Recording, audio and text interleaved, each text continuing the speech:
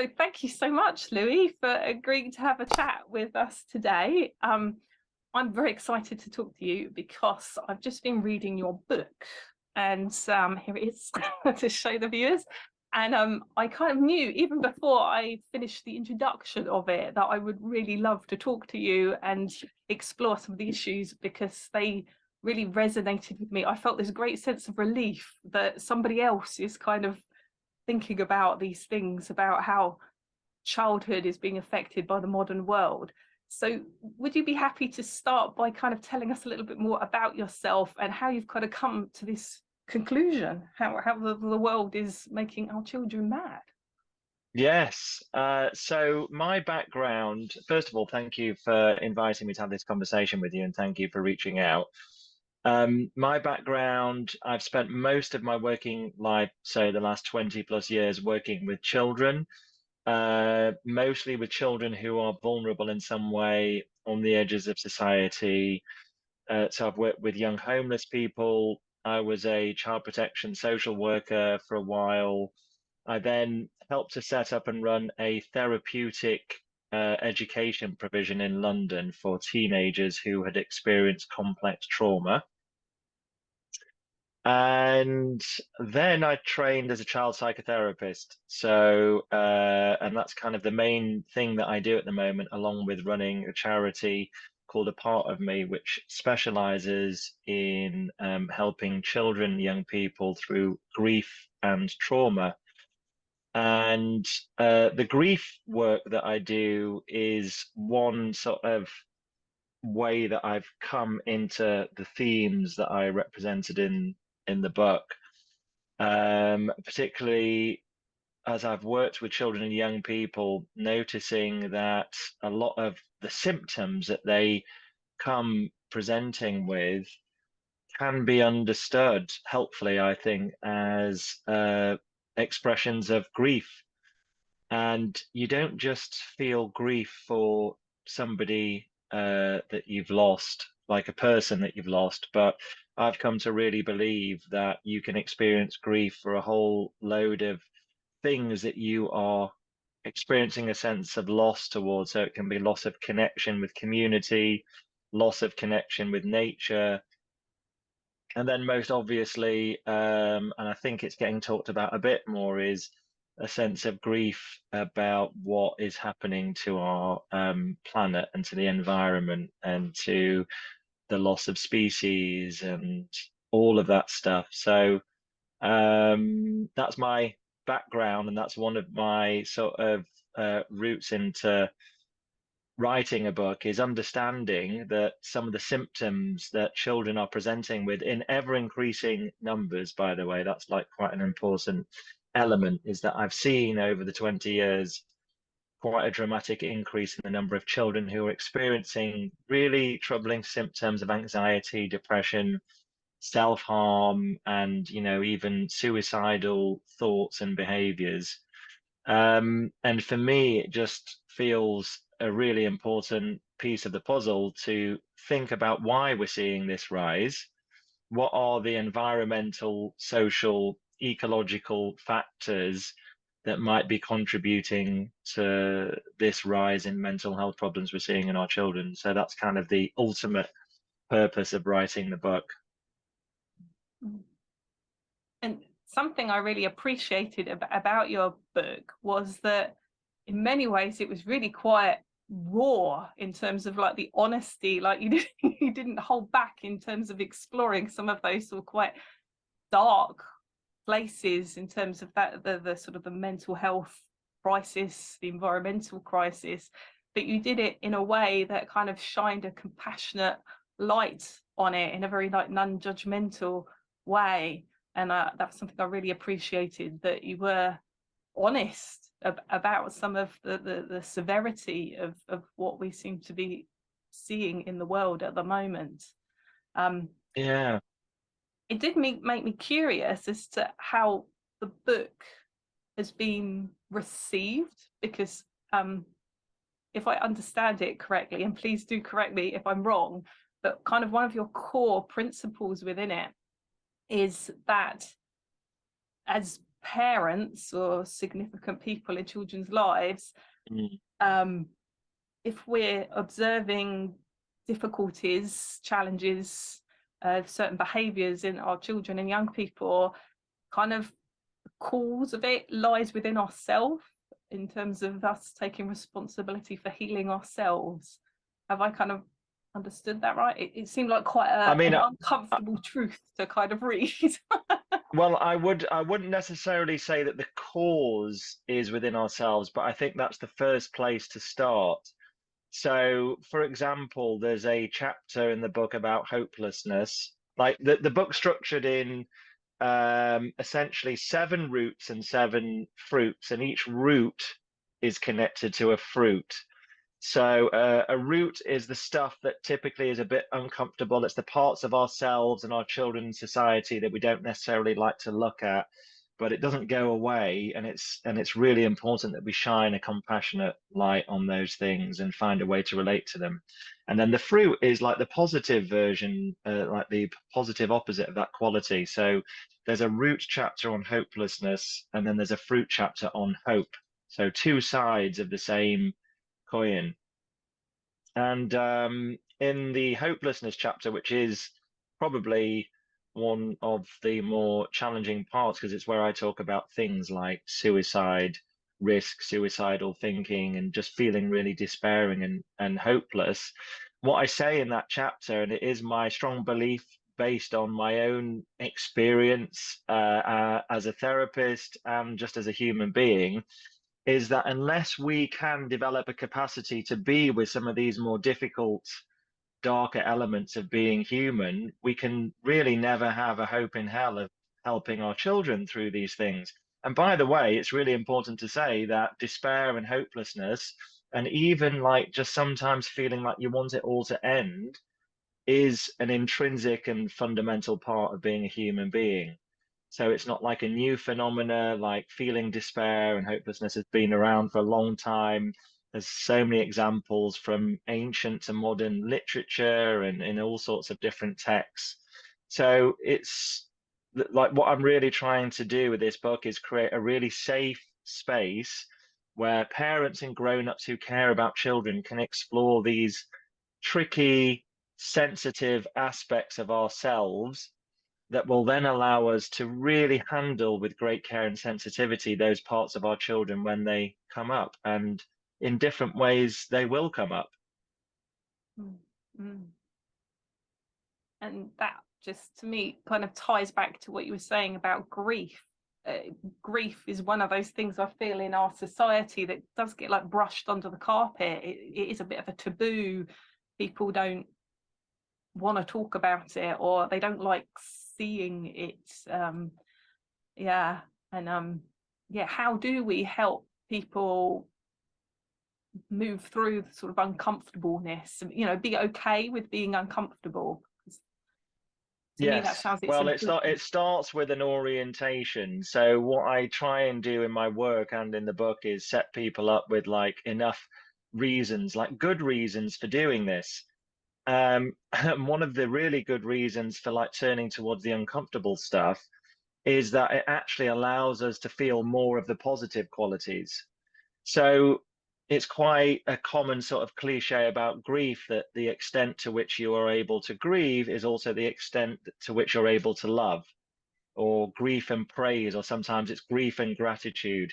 So without the capacity to grieve, what it tends to mean is that you've kind of got these barriers around your heart that have protected you because often for good reasons, you felt that if you were to connect to those feelings of love and care for another human being, or the loss that comes when we love another human being who's not there anymore, then we might be overwhelmed. There's often like a fear about being overwhelmed by these feelings, or being hurt, or being heartbroken.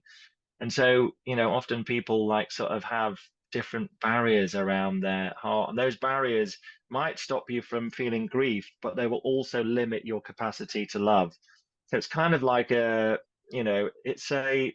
lifestyle choice makes it sound a bit, that doesn't sound like the right words, but it's like what kind of a life would you rather live? Would you rather live a life that basically contained in a very narrow range of experiences where you just really like carefully guarding your heart and you can just feel a little bit in this way and that way?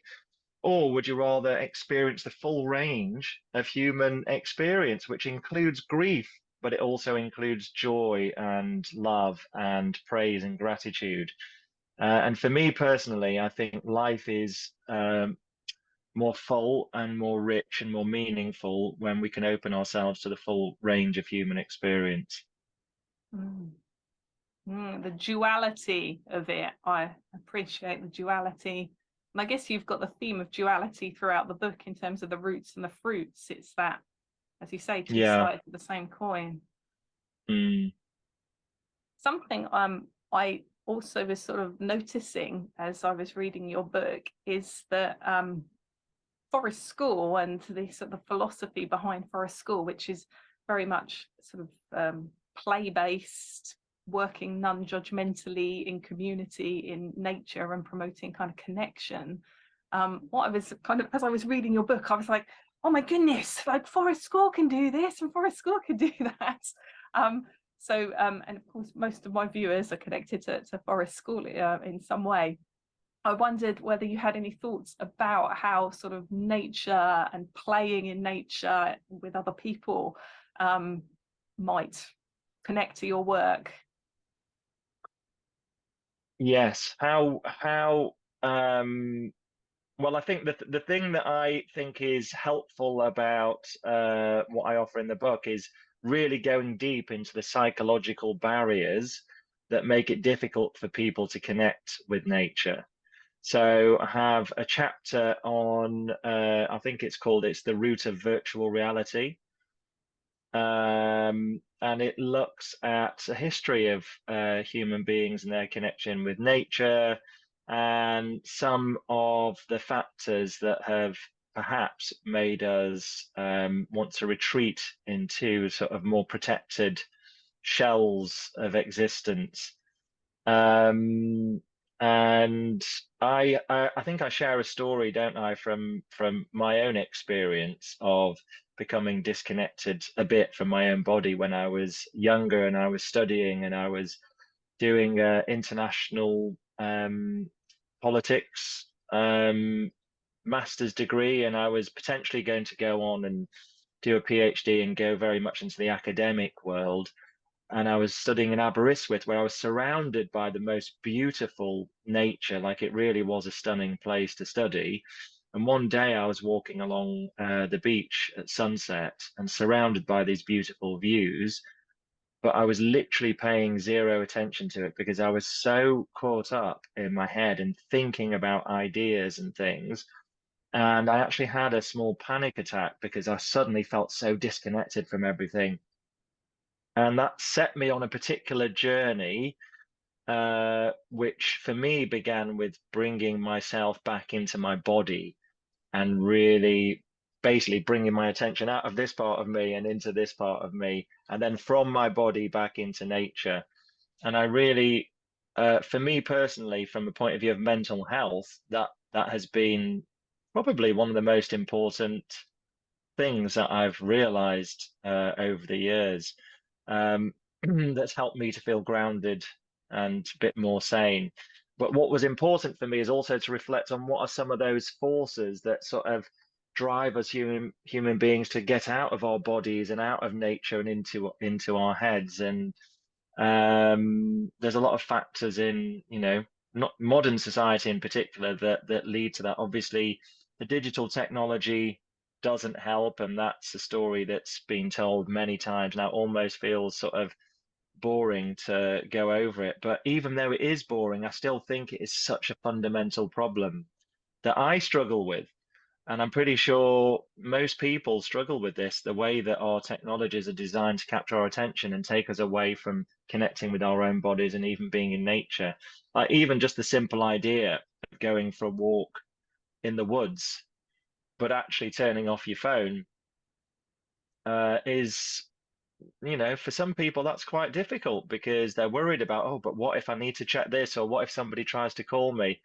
So on a very simple level, these things are sort of getting in the way and interrupting and interfering with our connection with nature. So I mean, there's loads more in that chapter, but just to bring it back to the forest schools, and what I think is brilliant about the forest schools is just setting children up with that basic need, really, that they're getting met of playing in nature, playing in forest. And of course, there's, I'm sure your community know all about the studies in to nature and mental health and well-being, and the Shinrin Yoko stuff in Japan, the forest bathing, and I'm sure your community are all very aware of that. One of the things that I repeat a lot, which I think is a really interesting one, is that children with ADHD, in one quite a big study, they found that if they had 20 minutes in nature, it could even just be in a local park, 20 minutes a day was as effective as taking Ritalin for reducing the symptoms of their ADHD. But obviously, the problem is, there's nobody, well, there are people who are prescribing that, but it's not happening in a as strong and powerful a way as is the prescribing of pharmaceutical interventions for these things. So it's important that we can have these kind of bits of evidence and research to back up what we basically know. I mean, I can't think of anyone who can go and spend time in nature, in a nice nature setting, disconnecting from their device, from their life, and not come out feeling a bit better. You just know it and you feel it in your body, right? Mm, mm. Totally agree. What I've noticed though is sometimes it's difficult to get people there in the first place. Like you say, to get them to turn off their phone or to get them to step outside their front Yeah. door. It's like, how do you get them to cross the threshold into it? But 100%, Mm. when you get them out there, then totally, they always feel better. But it's that, how do you cross them over? I struggle with that But sometimes. sometimes it's just, for me, it's really getting clear on the connection between the two things. So, for example, I can think of a family that I worked with not so long ago with a child that was experiencing quite a high level of anxiety. And when I was just asking them, like, what are some of the things that you've done in the past where you noticed that the symptoms were a bit easier or you felt a bit better? And one of the first things that they said is, a few years ago, we would go for regular walks in nature. And my job was really just to connect the dots. I was like, okay, so did you know about the research and this, that, and the other? And then they were like, oh yeah. I mean, yes, we need to get out in nature more. Not that it's necessarily easy because it depends on the age of the child, but I think as a parent, I feel like it's really important to start with that real strong grounding in nature from an early age, and to be quite strong and boundaried around it, just like, this is what we're doing. This is like, as much as you would be strong about eating 5 fruit and veg a day, you need to be just as strong and boundaried about getting nature time, in my opinion. Mm, mm. Yeah, that makes me think of like the Richard Louv work about vitamin N, where that's his basic premise, is that it's as Uh, important yeah. as the dietary vitamins that everyone should be exposed to it. I guess, it's only recent, isn't it, that we've come indoors, in terms of our evolutionary history. It's only like, what, the last 100 years, if that we've kind of come inside, living sedentary lifestyle. So, yeah, to me, it seems very obvious that people will feel better when they're out in nature, because that's how we've evolved to live. Yes. Well, I'm interested in, like, what are the forces that have led us to come inside and spend time indoors? And I do think quite a lot of it comes down to sort of what we think helps us to feel safe. Like, there is, on one level, I think there's a basic fear of death that everyone has. We all have it as human beings. And somehow over the years, part of what might be called like the civilizational process seems to be about people getting into smaller and smaller settings, houses, and protecting themselves from the dangers of the outside world. you know, and that trend is obviously facilitated then by technology, which really can keep us at home, especially the internet. But I do think a lot of it comes from a kind of primal fear. What do you think? Well, I'm really happy that you've just mentioned the fear of death, because that is something that I'm fascinated by. Um, and I would totally agree. Like, I think that is the root of everything. I was very lucky that I had a near-death experience fairly recently, about 5 years ago, and it was the most amazing experience of my life, and it's just a profound gift, and it was beautiful, and there's not even words to describe how amazing and transformative it was. And I feel, since having that experience, that if other people have that, they will realize that there isn't anything to fear in terms of death and that transition. But since having that experience, I do notice the fear that people have in their day-to-day lives, and I believe that you're right. I believe it is all rooted in that fear of death ultimately, which I guess serves an evolutionary function, but perhaps limits our experience of our full being. Yes, absolutely. Well, is there anything else that you could share from your experience that could transmit? I don't know if you've already done that, but that could transmit to people to give them a sense of what it might be like to have a different orientation to death. uh, it's blissful, from the best way I can describe it. And this ties into what one of your premises in the book. You know, you say right at the beginning of your book about how it's not a coincidence that the environment is suffering a crisis and the humans or the children are suffering a Mm, crisis.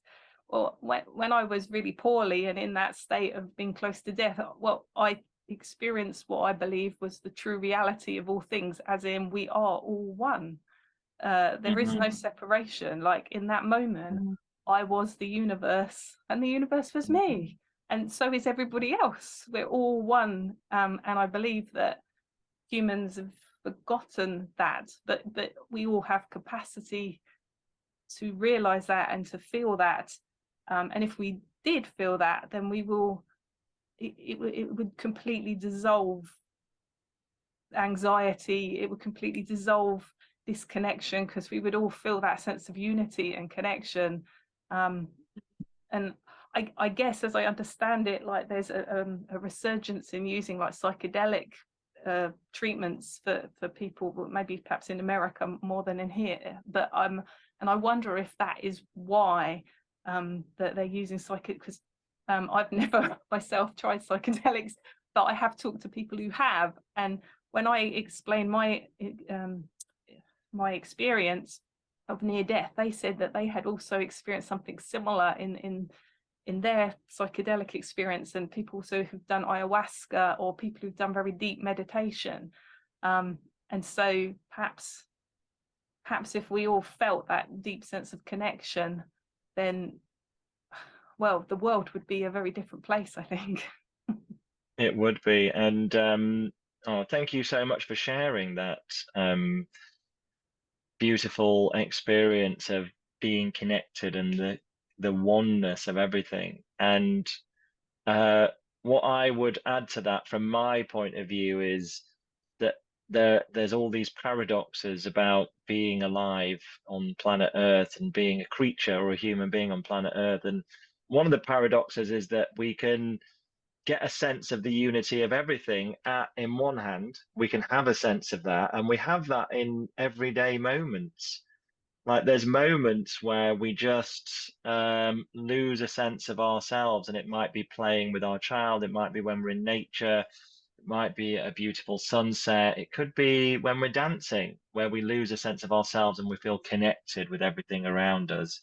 But then at the same time, in the other hand, we also are individual creatures who are in competition with other creatures on this planet of limited resources. So my perspective is to keep those, to just create like a field where we can hold those two truths simultaneously, and the one doesn't necessarily deny the other, but keeping in mind that we are on one level, we are individual creatures who have a nervous system whose job is to actually protect us and keep us alive, and the job of our DNA is to replicate down the line.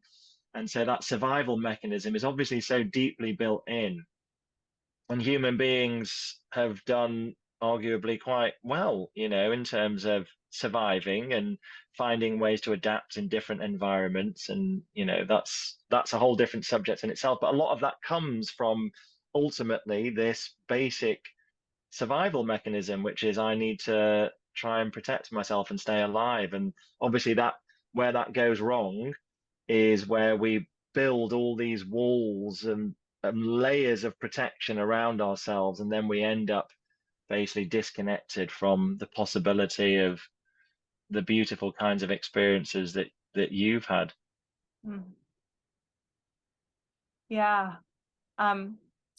As well as the forest school movement, I also connect with like the nature connection movement, which is, it's like slightly different. But what I've noticed is within that movement, which is more I guess there's a more spiritual aspect to nature connection. It's more about kind of being sort of body, mind, spirit connected to nature. And I've noticed that a lot of those practices can actually help break down some of those layers, if you like, that those defenses that perhaps people have built around themselves, and that can be fascinating to watch. Any in particular that you've discovered that you thought were particularly good or interesting? Well, I mean, the core nature connection practice, and this has come from a guy called John Young, who's spent his whole life trying to understand why some cultures are more connected than others, and he's worked with a lot of indigenous people, but he calls it a sit spot, which is basically finding a place to regularly sit and spend time in a kind of like a very present way. And he also talks about like activating your senses, so kind of, I guess, similar to mindfulness, but more sort of sensory activation. And he's saying that that's a core routine, that if you were to do that, ideally daily, possibly more. But he also talks about the importance of that on its own isn't enough, that you actually also need the human side of the circle as well, to connect with other people and to share your stories. So he spends a lot of time with the Sans Bushmen, where they're still some hunter-gatherer tribes, and he says that they'll go out on their own onto the land to hunt or to gather or to do other things, and they will always kind of come back together, and they'll tell each other what tracks they've seen, where the best routes are and things, and they will share their story very, very carefully and very sort of full-bodied, embodied. So they'll mime out the different animals that they'll see. And he said that this is a common practice that you would see multiple times per day within those indigenous people. So he believes that it's that human connection that kind of integrates the nature connection experience, and that you need both sides of the circle. I love that. And does that kind of thing come through a bit in the forest schools in your experience? Yes, in some cases. So forest school is there's quite a broad spectrum of kind of practice. There are some key principles behind forest school that should be within all forest school practice, but not necessarily everybody. But one of those principles is that forest school builds a relationship with natural space. So the way I interpret that principle is, because it uses the word relationship, it kind of refers to a deeper connection rather than just sort of contact with nature, where we might be just passing through it or naming stuff or education type stuff. To me, a relationship is more about those sort of connective practices. So yeah, some I high love that. school might have it a lot and some And may not. one of the interesting things in that I've noticed in child development, and I would be curious to hear about your perspective, is how children go through stages of, like, almost natural stages of relating to nature. I think it's the way they relate to nature is probably parallel to how they relate to other things. So in the book, I have a story of my daughter who was playing with sticks in the woods, and the sticks were all characters, and it was a family, and she was playing out a family with these sticks, and they were interacting with each other. But one of the things that she did that I felt like I wanted to just guide her a bit on was there was a moment where I noticed she was sort of treating the sticks like objects that were for her amusement. And I think that was maybe that is an important area where perhaps human children need a bit of guidance, is to recognize that nature isn't just an object for our amusement, but there is a reciprocal relationship with nature. So, from an early age with my daughter, and this, I still get laughed at by various relatives when this happens, but I've always said to her, if you want to pick a flower, you always have to check and ask it first. And so she's really got into this habit now of doing that. And she'll stop and she'll close her eyes and try and listen to see if it's happy to be picked or not. And I think simple thing like that can build a reciprocal relationship with nature. So it's not just an object for our amusement. But as I say, that kind of thing is, a lot of people would think that's just a bit weird, right? So I'm also interested in how you can translate that into a way that people can get and understand.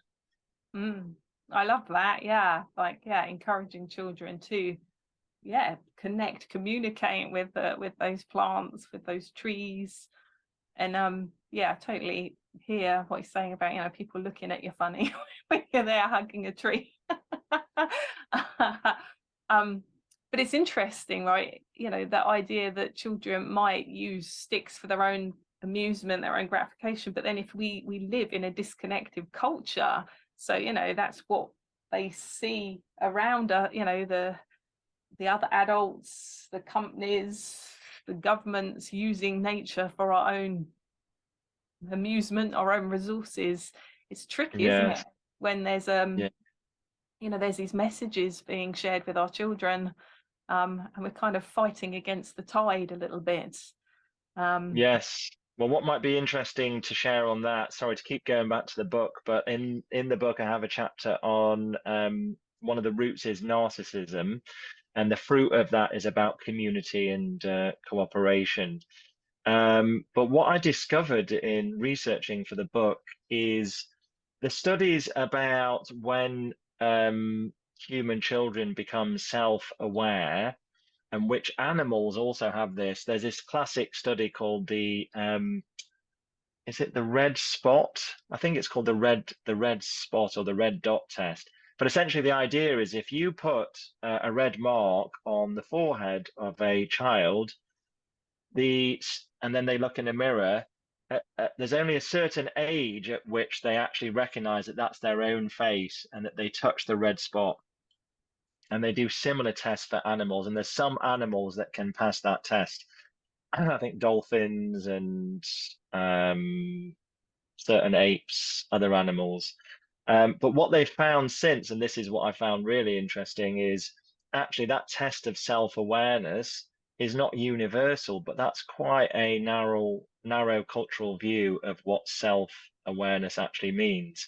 So there's studies in other cultures that they did where children weren't able to recognize that red dot on their forehead until a much later date. But that didn't mean that they were somehow backwards. But they did other tests that showed that their sense of themselves was just more intricately bound up in the relationships with people around them. And I just found that so interesting that even from an early age, we are sort of conditioning our children to have a particular view of themselves. And my worry, which I'm fairly sure is true, based on what I've seen in our, the modern Western culture, is we very much raise children with a focus on the self as separate from other people, rather than the self in relationship to other people. And my big bugbear, one example is with like technology like WhatsApp, which we use for calls, which is a really nice thing, just to be able to do a video call to grandma or auntie who lives on the opposite side of the world. That's great to be able to do that. But what they have, and I've not found any way of removing this, is it has your own picture, like Zoom often has, but you can turn it off on Zoom. WhatsApp has your own picture, and there's no way of turning it off. So, of course, a child like my daughter is chatting to grandma, but really they're looking at their own picture and they're fascinated by their own reflection. And that kind of feature that's built into our technology and probably into so many different elements, I think it really can condition us into a certain way of thinking and feeling about ourselves as separate beings, completely separate from other people. And obviously there's so many risks in that, of narcissism and loneliness and disconnection and all sorts of stuff. Mm. Mm. Um, that's just making me think about judgment as well, where we're kind of constantly comparing ourselves. If we consider ourselves this little bubble and we're comparing ourselves to other little bubbles, and how that can affect us from a mental health point of view, sort of judgments, our own judgments about how we compare, and I guess also the judgments of others. One of the big things about Forest School is because it's like play based, and it's also trying to sort of support people's self-worth. It's a non-judgmental philosophy, and when I've kind of been trying to train adults in this, the non-judgment thing is like a really big thing that sometimes is quite challenging to adults, because most of them are coming from an educational kind of background, where of course sanctions and rewards are sort of day in, day out how schools run, through punishment and reward, and also competition in terms of comparing different grades and things to each other. So I wondered if you had any thoughts about the power of non-judgment and how we might be able to step out of this world of sanctions and rewards. Yes, well, I've just been thinking this morning, I've been writing about judgments and the judging mind, actually. And what I think is true is that judgments are a way of keeping people separate. So basically, once you judge someone or something, judgments tend to be the idea of a judgment is it's quite rigid. It's a rigid view of what somebody is. And once you have that view, it locks that person in a particular view, and it locks you in the particular view of that person. And so there isn't an interaction between two organic, evolving, dynamic, living systems, but there's a rigid view and a person who's locked in a rigid view. And what I found, like I've been a big fan of meditation for quite a long time now, although I do it very sporadically these days, but I think I've got the lessons fairly deeply encoded, which I'm grateful for. And one of them is to try and notice the judging mind, and not to actually judge yourself for having a judging mind, because we all do, but it's actually to notice it with compassion, and then just to bring yourself back to a bit more of an open way of relating to people. And often it's literally a practice of like just noticing those thoughts and those judgments coming in, and then letting them go, and seeing if you can step into a place of just being present with somebody and receiving them, whatever it is that they're bringing into this interaction. I don't know if that answers your question, but that's what's coming up for me. Mm. Yeah, to notice without judgment. which is actually a really tricky thing, isn't it? Because I guess we're so conditioned in this society to think something's good or bad. Or one of the things that's particularly challenging, well, for myself actually, as well as some of the other forest school people that I've kind of worked with, is the idea of like overt praise. Because again, as teachers, practitioners, parents, we're told to, praise, overly praise, but of course praise is a judgment. And that can be quite a tricky habit to break, to just to observe and notice what a child's doing rather than go, oh, well done, like a little. Yes, well, judgments, you can't get rid of judgments completely. So even if you are going to operate from a growth mindset, which I'm a really big believer in, I think the growth mindset approach is just a good approach. And it's, I think the simple explanation that I understand is, instead of praising the specific outcomes or outputs, like instead of saying, oh, wow, that's an amazing, beautiful den you've just built, you really focused on praising the effort, and the skills and effort that went into doing it. And the reason for doing that is that, rather than, like, if you kept saying to a child, for example, you're such a brilliant artist, that is an amazing drawing, you're a brilliant artist, they develop an identity around being a brilliant artist, that any time that they do anything that might not be considered brilliant by themselves or anyone else, they can go into a complete tailspin.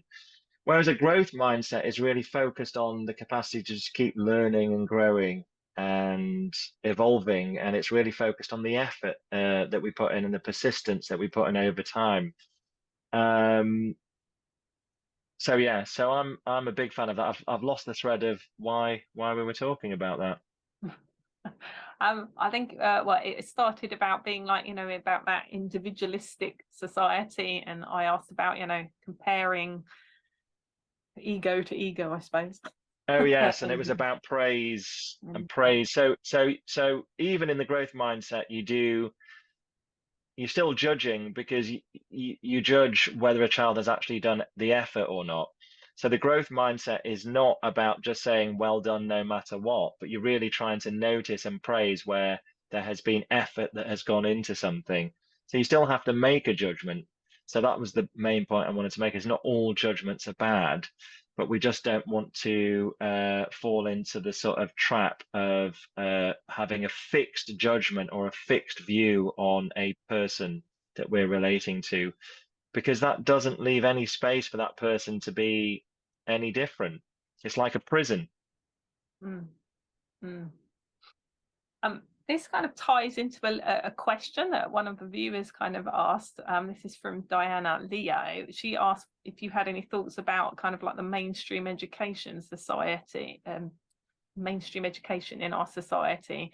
I'm just thinking about that sanctions and rewards and that competition for grades and that kind of thing kind of falls into education.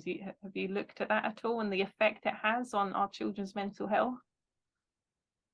I don't know the research in any great detail, and the sort of caveat to my response is that my daughter goes to a mainstream education primary school, and we did try and see if there was any decent alternatives in the area, and in the end we felt that there wasn't really. So, we just kind of had to suck it up. And so I'm wanting to paint a more positive picture of mainstream education than I might do normally. But I think the truth is, well, there's lots about mainstream education that is difficult and problematic, particularly just the idea of children spending a lot of time indoors, sitting down, being taught in a very disembodied way. I think there's a lot of that that's changing and evolving, but that's still quite the core of education, is teaching like verbally and cognitively, and it's quite disconnected from our reality as human beings in bodies and needing to be connected to nature. Then obviously the sort of typical behavioral approach that is used in most mainstream schools that I've come across which uses different kinds of systems, you know, reward charts and stickers and that kind of stuff. I think that can be problematic. So what that can lead to is a child who only wants to do things because they're getting a reward at the end of it, like a sticker or something like that. But what I do talk about in my book is I think there's some nuances in this area, because ultimately human beings are, on one level, we're reward seeking creatures. So I talk a bit about the dopamine system. The dopamine system is essentially, and it is more complex than this, and I'm obviously not a neuroscientist, but I've studied it a bit to know dopamine is about seeking rewards in the future. And it's really essential to keep us alive.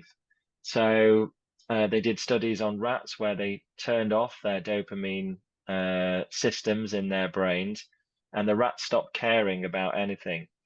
So they stopped eating, they stopped grooming themselves, they stopped having sex, and eventually they actually died.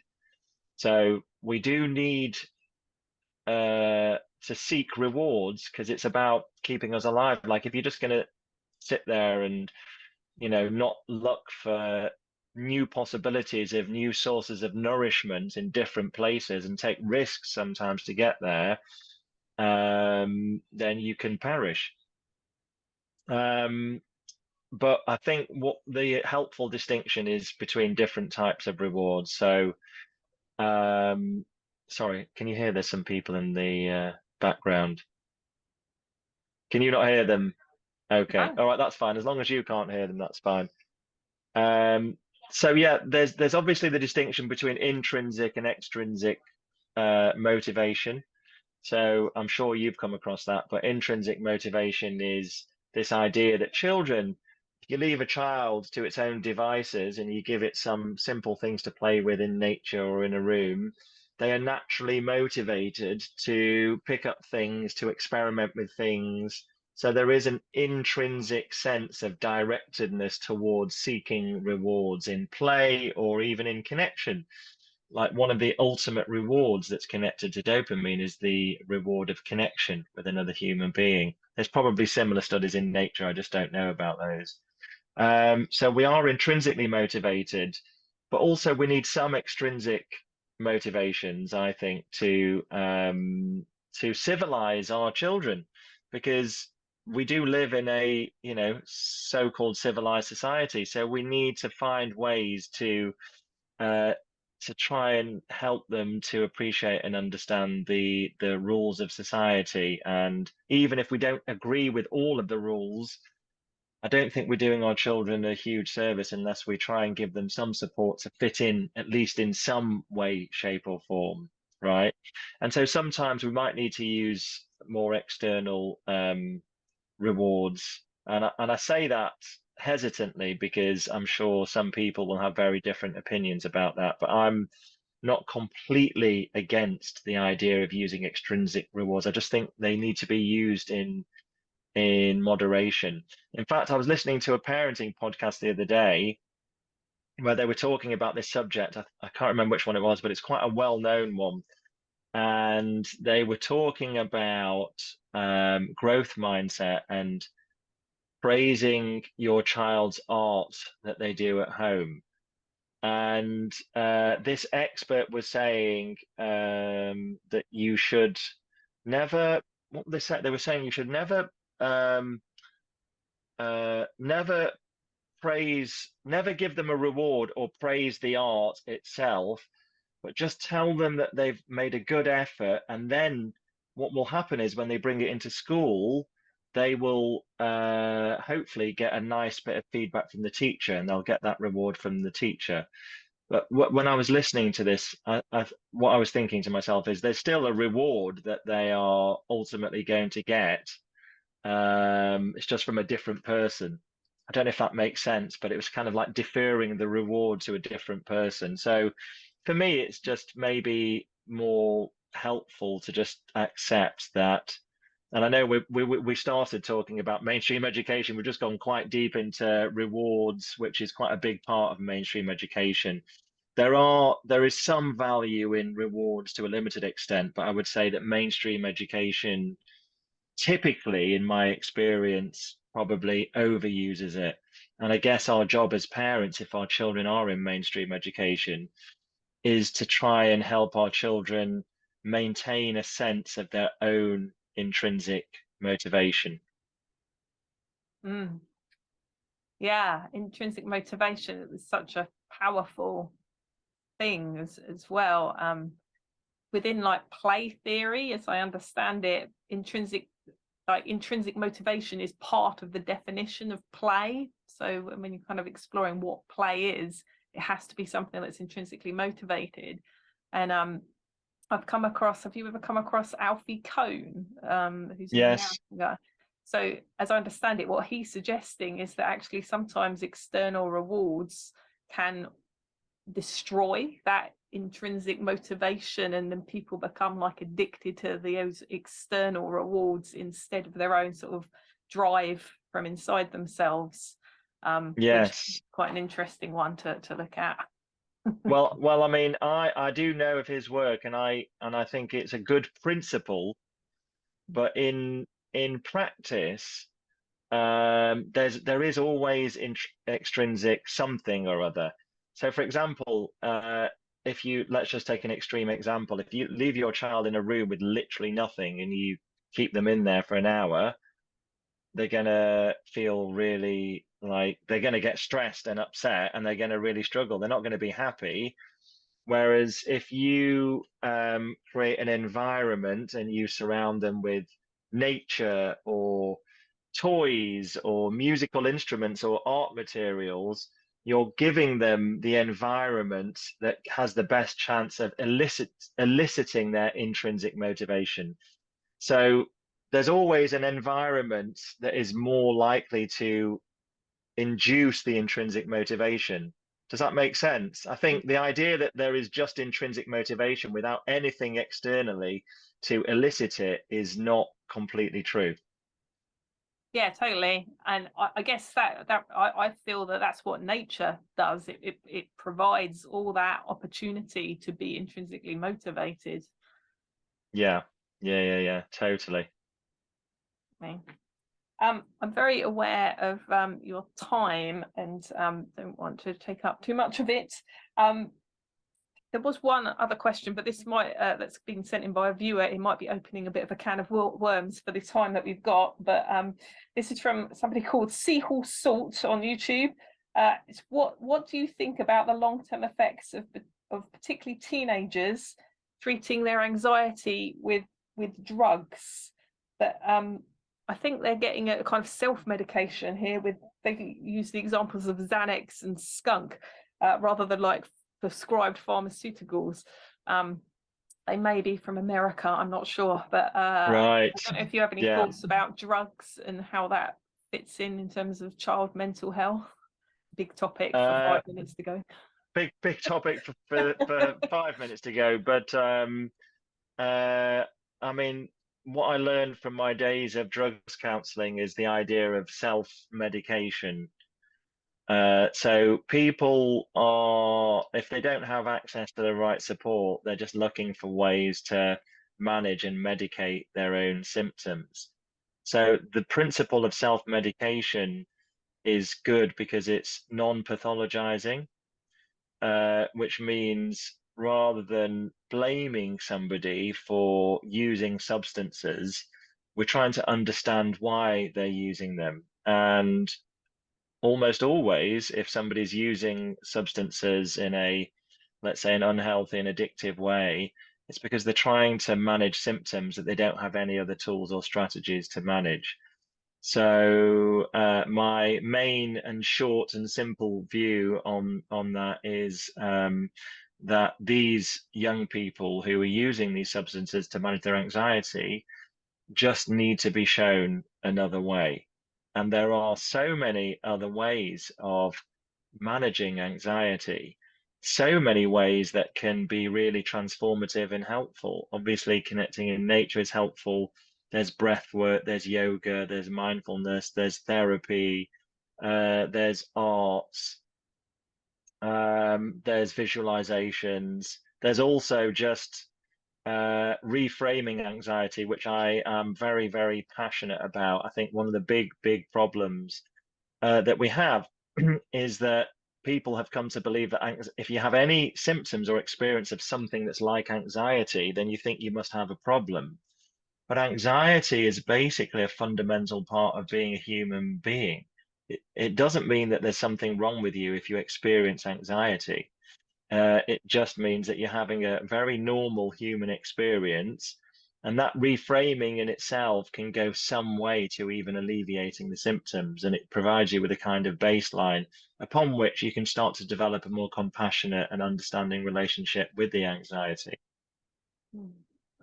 And I guess all emotional states are trying to communicate something, can't they? They are evolutionarily necessary and Yes. healthy.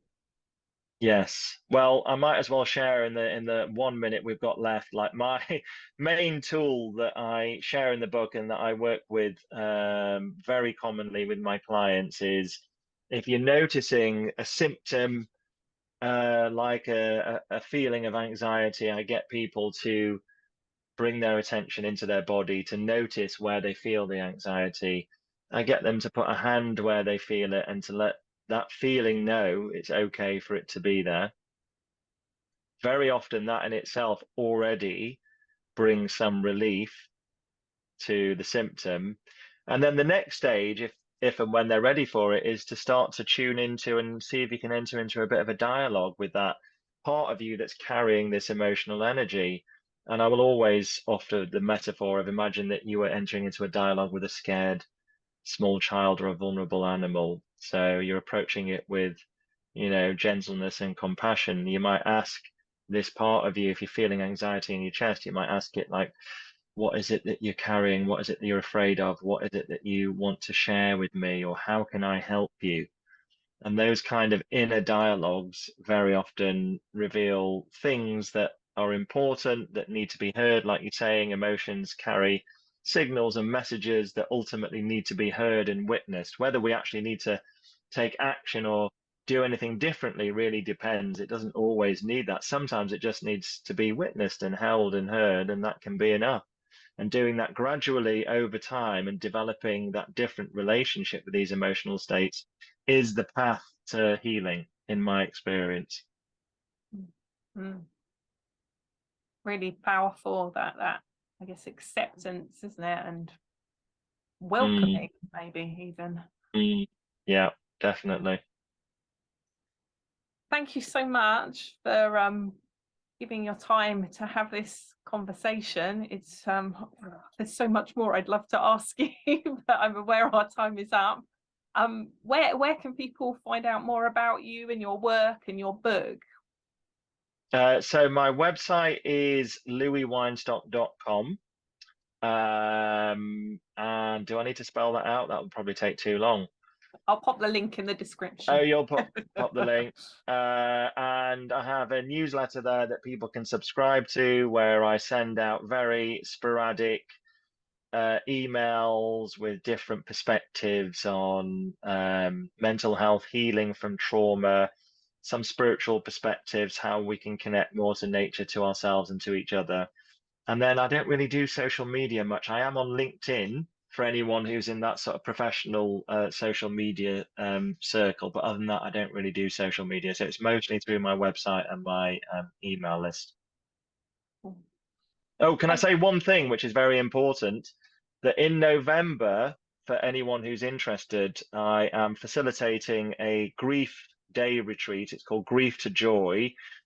And I'm bringing some of the experiences that I co-create with friends at festivals, and I'm bringing it out of festivals and into a different setting.